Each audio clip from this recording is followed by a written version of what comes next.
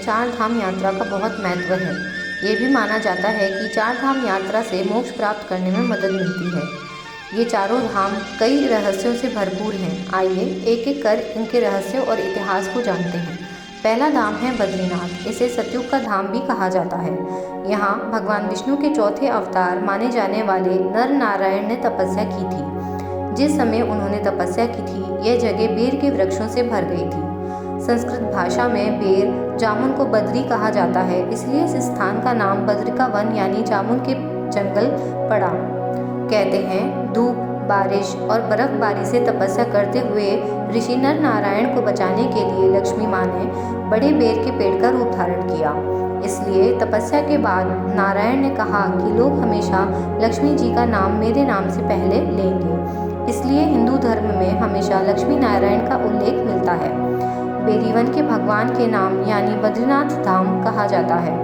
यह सब सतयुग की घटना है, इसलिए यह प्रथम धाम सतयुग का धाम कहा जाता है। यह धाम उत्तराखंड राज्य के चमोली जिले में अलकनंदा नदी के तट पर स्थित है। कहते हैं कि यहाँ स्वयं विष्णु भगवान वास करते हैं। आइए बद्रीनाथ मंदिर से जुड़े कुछ और रहस्यों के बारे में जानते हैं।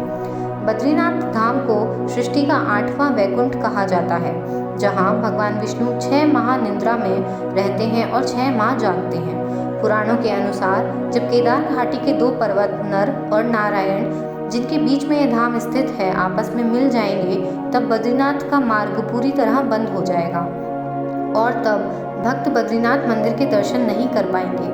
कहते हैं आने वाले वर्षों में जब केदारनाथ व बद्रीनाथ धाम लुप्त हो जाएंगे, उसके कुछ वर्षों बाद भविष्य बद्री नामक नए तीर्थ का उद्गम होगा।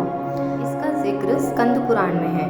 आजकल जोशीमठ में जो भूकंप आ रहे हैं, ये भविष्यवाणी कहीं सच होती हुई दिख रही है और धरती पूरी तरीके से हिलती हुई नजर आ रही है।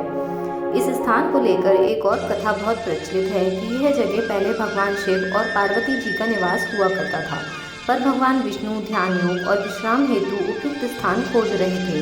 तब उन्हें अलकनंदा नदी के किनारे यह स्थान बहुत भा गया, तो उन्होंने एक युक्ति से इसे कैसे अपना निवास स्थान बनाया, इसके पीछे की कथा आज हम आपको सुनाते हैं। एक दिन भगवान शिव और पार्वती जी बाहर भ्रमण के लिए निकले और जब वे वापस लौटे तो उन्हें द्वार पर एक नन्हा रोता हुआ शिशु दिखा। माता पार्वती की ममता जाग उठी। वह उस शिशु को उठाने लगी, तभी भगवान शिव ने उन्हें रोका और कहा कि इस शिशु को मत छुओ। पार्वती जी ने पूछा क्यों? भगवान शिव बोले कि यह कोई मायावी लगता है, क्योंकि ये अचानक कहाँ से यहाँ पर आ गया और इसके माता पिता भी कहीं नहीं नजर आते। लेकिन माता पार्वती नहीं मानी और वह बच्चे को उठाकर घर के अंदर ले गई। माता ने बच्चे को चुप कराया और दूध पिलाया। फिर वह बच्चे को वहीं सुलाकर भगवान शिव के साथ नज़दीक के गर्म झरने में स्नान करने चली गई। जब वे वापस आए तो उन्होंने देखा कि घर का दरवाज़ा अंदर से बंद था। माता पार्वती अचंभित रह गईं और भगवान शिव से पूछती हैं कि अब हम क्या करें। तब भगवान शिव कहते हैं कि यह तुम्हारा बालक है, मैं कुछ नहीं कर सकता। अच्छा होगा कि हम कोई नया ठिकाना ढूंढ लें, क्योंकि अब दरवाज़ा नहीं खुलने वाला है और मैं इसे बलपूर्वक नहीं खोलूँगा। तब भगवान शिव और माता पार्वती केदारनाथ चले गए व इस तरह भगवान विष्णु ने बद्रीनाथ को अपना विश्राम स्थान बना लिया। बद्रीनाथ धाम के लिए एक कहावत बहुत प्रचलित है कि जो जाए बद्री वो ना आए ओदरी, अर्थात जो व्यक्ति बद्रीनाथ के दर्शन कर लेता है उसे दोबारा उदर यानी गर्भ में नहीं आना पड़ता, मतलब दूसरा जन्म नहीं लेना पड़ता। बद्रीनाथ मंदिर में कभी भी शंख नहीं बजाया जाता। इसके पीछे आध्यात्मिक व वैज्ञानिक कारण है। वैज्ञानिक मानते हैं कि शंख की ध्वनि से बर्फ में कंपन पैदा हो सकता है, जिससे बर्फ का तूफान आने का खतरा बढ़ जाता है। आध्यात्मिक कथा के अनुसार एक बार माँ लक्ष्मी बद्रीनाथ में बने तुलसी भवन में ध्यान कर रही थी। तब भगवान विष्णु ने शंखचूड़ नाम राक्षस का वध किया था।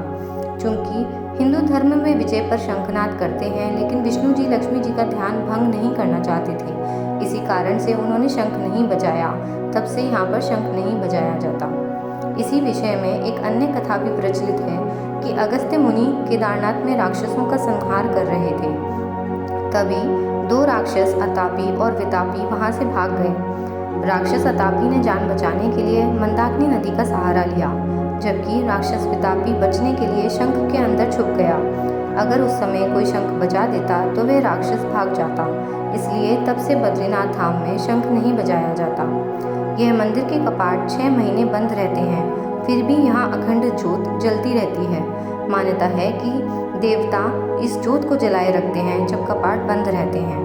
कपाट खुलते समय इस ज्योत के दर्शन का अलग ही महत्व है। बद्रीनाथ धाम के कपाट खुलते व बंद होते समय यहाँ के पुजारी स्त्री वेश में ही मंदिर में प्रवेश करते हैं। इस मंदिर के पुजारी केरल राज्य के नंबूदिरी ब्राह्मण ही होते हैं।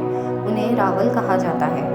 कहते हैं यहाँ पर जिस जगह भगवान विष्णु ने तपस्या की थी वहाँ तप कुंड है, जिसमें हर मौसम में गर्म पानी रहता है।